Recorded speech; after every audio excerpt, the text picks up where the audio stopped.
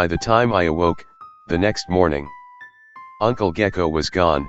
His bed looked as if it wasn't slept in, and a thin layer of dust covered all surfaces. Confused by the scene before me, I turn around, clean up my campsite and leave. What just happened? Was he even there? And did the lone knight save the queen?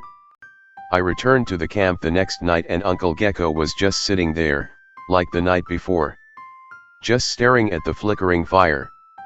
As I approached him, he jumped up, pulled out his gun, snaps it open, spins it, slaps it, snaps it closed and puts it back in its holster. Walks over to the fire and begins to tell me another story.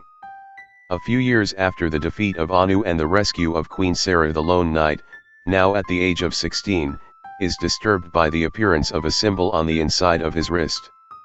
Upon seeing the symbol, Ishtar, Queen Sarah's fastest runner, tells him the story of how, ages ago, the king of Pelko had hidden the cube, in the lost palace, in the forgotten land of Polymacia, to safeguard it from evil. Uncle Gecko wipes his forehead, takes a drink from his flask and continues.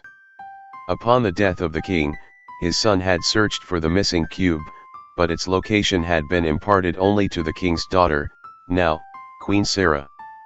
Angered upon learning this, the prince tried to use the power of a wizard to force the truth from his sister.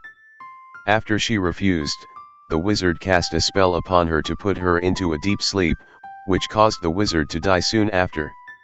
Only by recovering the cube, the lone knight would be able to awaken the sleeping Queen Sarah. Upon hearing this tale, the lone knight receives from Ishtar 6 keys to open the seal on the lost palace.